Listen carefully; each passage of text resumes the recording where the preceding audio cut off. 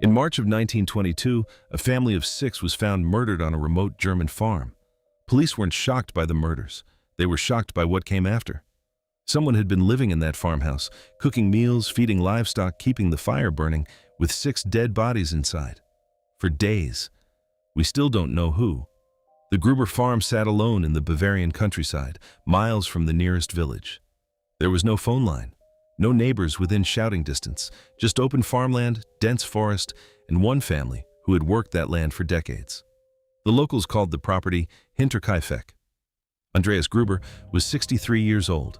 He ran the farm alongside his wife Cecilia, who was 72. Their widowed daughter Victoria lived with them. So did Victoria's 2 young children, a daughter, also named Cecilia, who was 7 years old, and a toddler son named Joseph, just 2. 6 people, 1 farm, no way out if something went wrong. In late March 1922, the family hired a new maid. Her name was Maria Baumgartner. She arrived at Hinterkaifeck on March 31st. It was the last day she would ever work. What no one outside the family knew was that something had already been wrong at Hinterkaifeck for weeks. Andreas Gruber had been telling people. He just couldn't get anyone to listen. In the weeks before the murders, he told neighbors about footprints in the snow.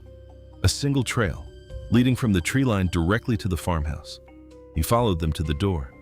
He looked back at the forest. There were no footprints leading back out. Whatever had come to the farm had not left. Andreas also told them about sounds.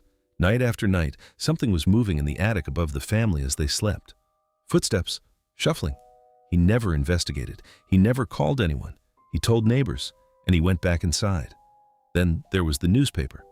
Andreas found it lying in the yard, a paper from a town he had never visited. He had no subscription. He had never been there. No one could explain how it got there or who had left it. And then the previous maid quit. She refused to give a clear reason. She told people only that the farm felt wrong, that she was too frightened to stay. She collected her belongings and never came back. All of this happened before a single person died. Whoever was at Hinterkaifeck had been there for a long time before the murders, living quietly, watching, waiting. By April 4th, neighbors had noticed something was wrong. The family hadn't been seen in days. Mail was piling up at the gate. The children hadn't appeared at school, but smoke was still rising from the chimney, and the cattle had been fed. A group of neighbors walked to the farm. They called out. No one answered. They found the bodies in the barn. Andreas, his wife Cecilia, Victoria, and young Cecilia, 7 years old. Each had been lured out to the barn one by one. Each was killed with a mattock, a heavy farming tool with a long handle and a metal head. Police believed they had been called out individually so that none of them heard the others die. Joseph and the new maid were found inside the house. Joseph was killed in his crib. Maria Baumgartner on her second day of work. But the medical examiner's report contained one detail that stood apart from everything else. Young Cecilia, the 7-year-old, had not died immediately. She had survived for several hours after the attack, alone in the darkness of the barn, unable to call for help. She had torn her own hair out before she died. She was the last one. But here's what the case files reveal that most accounts leave out. When investigators arrived at Hinterkaifeck on April 4th, the fire in the kitchen stove was still burning. Food had been consumed from the pantry. The livestock had been fed every single day since the murders. A newspaper delivered after the killings had been brought inside and left on the table. Someone had been living in that house. Not before the murders, after them. For at least 4 days, someone cooked in that kitchen, cared for those animals, and slept within feet of 6 decomposing bodies. They were either still present when the neighbors arrived or had left only hours before. The farm sat on an isolated road, no regular traffic, no witnesses. Whoever stayed there after the murders felt completely safe. They were not afraid of being found, they were not afraid of the bodies, and they were never caught. Investigators questioned more than 100 suspects in the weeks that followed. The case attracted national attention.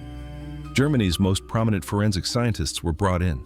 In a sign of how desperate investigators had become, the skulls of the victims were sent to a psychic in Munich for analysis. No arrest came. The primary suspect was a neighbor named Lorenz Schlittenbauer.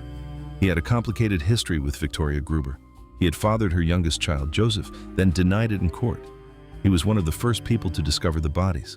and according to witnesses, he had behaved oddly at the scene, handling the bodies, moving things, directing others away from certain areas before investigators arrived. But there was no physical evidence, no confession, no case. The investigation went cold. It was reopened in 2007. German cold case investigators applied modern forensic techniques to the original evidence. They re-interviewed the families of original suspects. They reviewed everything. The case was closed again, unsolved. 100 years after 6 people were murdered on that farm, no one has ever been charged. The farmhouse was demolished years after the murders. The land was built over. The case file sits in a Munich archive, still marked open. 3 theories remain. 1. Lorenz Schlittenbauer, a man with motive, access, and a history of lies. 2. An unknown drifter who had sheltered in that attic for weeks before finally acting. 3. And this is the theory that serious researchers keep returning to. Someone the family already knew. Someone so comfortable at Hinterkaifeck that they stayed. Someone who was never once suspected. The footprints in the snow never led back into the forest. Whatever came to Hinterkaifeck in the winter of 1922 never left. Drop your theory in the comments. And if you want more stories that history tried to bury, subscribe.